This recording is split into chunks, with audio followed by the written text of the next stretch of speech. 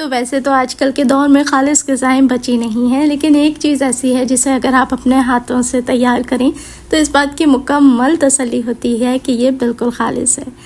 बिस्मिल्लाहिर्रहमानिर्रहीम, अस्सलाम वालेकुम and welcome back to my YouTube channel. मैं हूँ सिद्रा और आज मैं आपको सिखाऊंगी किस तरीके से मलाई से स्टेप बाय स्टेप पहले हम मक्खन निकालते हैं और उसी मक्खन से हम ढेर सारा देसी घी भी बना के तैयार कर सकते हैं।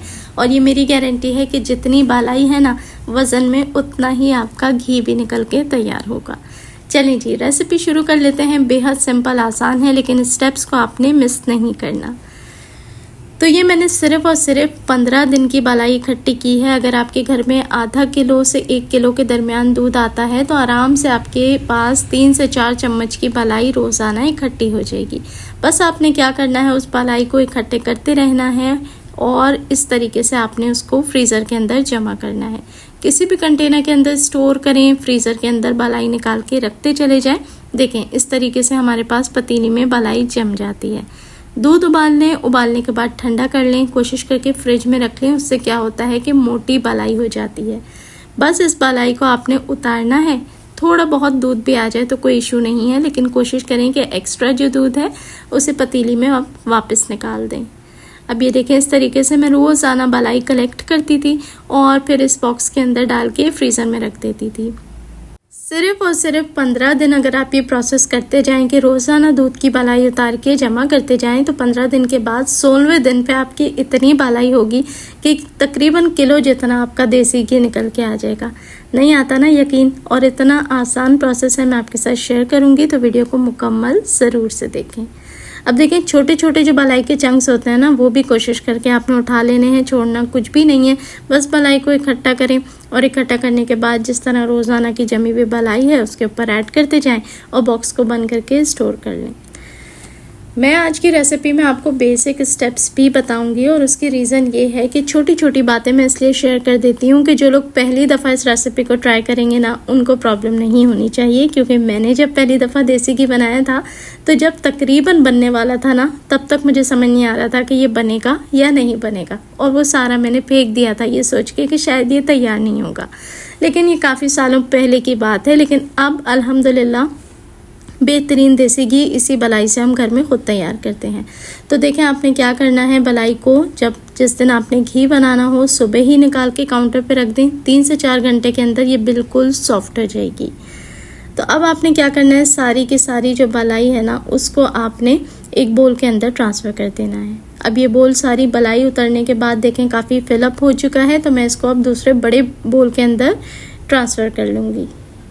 किसी भी चीज़ की आपने टेंशन नहीं लेनी। 100% प्योर, अच्छी क्वालिटी का, अच्छे कलर का आपका घी बन के रेडी होगा, ये मेरी गारंटी है। तो अब मलाई सॉफ्ट हो चुकी है, तो सबसे पहले हम मक्खन निकालेंगे। चलें जी, जितनी इकट्ठी है साइड साइड से वो भी आपने अच्छे से उतार लेनी है। अच्छा देखिए, सॉफ्ट होनी चाहिए, यानी कि अगर कोई टुकड़ा बीच में हार्ड भी है ना, तो वो बस इतना ही हो कि हल्का प्रेस होकर ये नरम हो जाए, ताकि मैक्सिमम घी इसमें से हम उतार सकें। अब आपने क्या करना है, इस तरीके की एग बीटिंग मशीन जो होती है उसका मैं इस्तेमाल कर रही हूँ।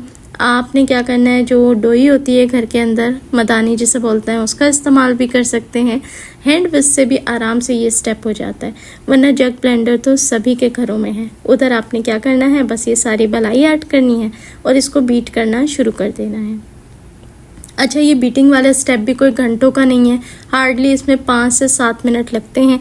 मैं आपको ये स्टेप टू स्टेप इसलिए दिखा रही हूँ, बहुत सारे लोगों को ये पता ही नहीं होता कि ये मलाई मक्खन कब बन जाती है। तो देखें, आपने 2 से 3 मिनट इसको बीट करना है।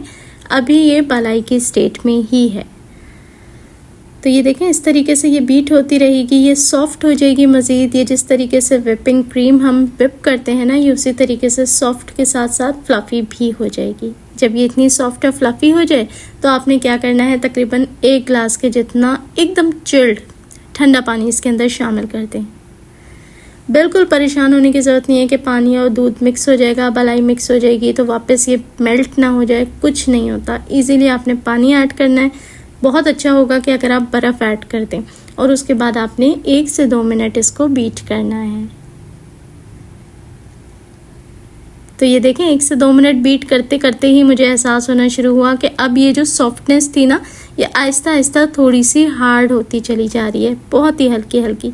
तो इसका मतलब है अब ये मक्खन बन गया है और कुछ ही देर में आप देखेंगे कि ये जो पानी है ना, ये अलहदा से आपको दिखाई देना शुरू होगा। चाहे आप बीट करके इसको जितना मर्जी मिक्स करें, लेकिन ये पानी साइडों में अलहदा होना शुरू हो जाएगा और जो मक्खन है वो अलग से ऊपर ऊपर नज़र आएगा। ये वो वाहिद निशानी है जिससे आप कह सकते हैं कि आपका जो मक्खन है वो बिल्कुल तैयार हो चुका है और अब आप इसे अलहदा कर सकते हैं। तो यहाँ मैं आपको क्लियरली दिखा दूँ, देखिए बीट करने के बाद अब स्पैचुला की मदद से मैं सारा मक्खन एक तरफ करती जा रही हूँ और नीचे जो इसका पानी था ना वो अलहदा होता चला जा रहा है। तो बस ये वो पॉइंट है जिस पे आपका जो मक्खन है वो रेडी हो चुका है। अब इसको अलहदा करने का तरीका क्या है, देखिए हाथों की मदद से आपने आराम से इसको उठाना है, थोड़ा सा प्रेस करें हल्का हल्का और जितना एक्सेस पानी है इसके अंदर से वो आप निकाल दें। अब देखें ये परफेक्ट मक्खन बन के रेडी हो चुका है। इसको आप जितना अलट पलट करेंगे ना ये बिखरेगा ना ये लिक्विड बन के गिरेगा। बिल्कुल एकदम परफेक्ट होममेड बटर तैयार है। अगर तो आप सिर्फ और सिर्फ मक्खन ही चाहते हैं तो आपने यहीं तक का स्टेप करना है और ये सारे जो पेड़े हम बनाते जा रहे हैं ना, इसको आपने एक बड़े बॉक्स के अंदर साफ़ सुथरे ड्राई बॉक्स के अंदर स्टोर करना है और आपका होममेड वाइट बटर बिल्कुल से तैयार है। लेकिन हम इसी बटर से आगे देसी घी बनाएंगे तो प्रोसेस कंटिन्यू रहेगा। देखें कितना सिल्की और सॉफ्ट है। तो इस तरीके से आपने बड़े बड़े पेड़े लेने हैं, एक्सेस पानी सारा निकाल देना है। अब ऐसा भी नहीं कि आप इसे बहुत ज़्यादा जान लगा के दबाएं, लेकिन यस हल्का हल्का प्रेस करके एक्सेस पानी निकालना है। तो उसी बोल के अंदर ये सारा बटर मैं कलेक्ट करती रहूँगी और ऐसे मैंने 9 बड़े बड़े पेड़े बना के रेडी करे थे। तो देखें कितना सारा मक्खन निकल के तैयार हो चुका है। यही चीज़ें अगर आप बाज़ार से ख़रीदने जाएँ ना तो खालिस तो होती नहीं है और क्वांटिटी भी इतनी थोड़ी होगी और पैसे देखें डबल ट्रिपल होते हैं। अब ये मेरे पास बच गई है लस्सी। इसको आप चाहे कड़ी में इस्तेमाल करें, चाहे इसकी लस्सी बना के पिएं, दोनों सूरतों में ये बिल्कुल परफेक्ट है। अब हम तैयारशुदा मक्खन से देसी घी बनाने जा रहे हैं, जिसके लिए आप किसी भी पतीली का इस्तेमाल कर सकते हैं। और ये सारा का सारा निकाला हुआ मक्खन अब आपने पतीली के अंदर ऐड करना है। आंच को धीमा रखें और इसको मेल्ट होने के लिए छोड़ दें। आप देखेंगे कि कुछ ही सेकंड्स के अंदर ये जितना भी मक्खन है ना, ये वापस से दूध की तरह पतला होके बिल्कुल मेल्ट हो जाएगा।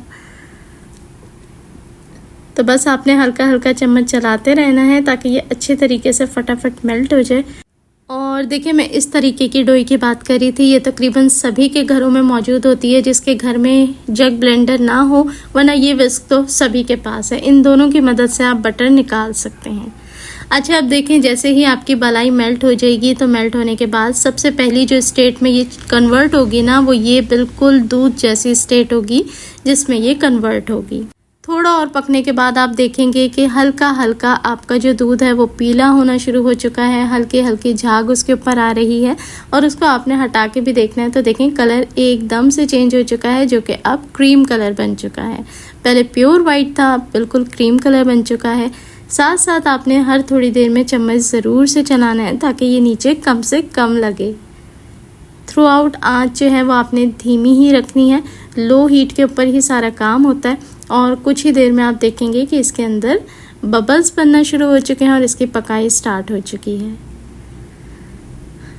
पकते पकते एक प्रोसेस ऐसा आएगा कि इसमें इस तरीके से बबल्स बनना शुरू होंगे और ये तेज़ी पकना शुरू हो जाएगा। चम्मच साथ साथ रेगुलर चलाएं और ये देखें ये फटे हुए दूध जैसा होता जा रहा है।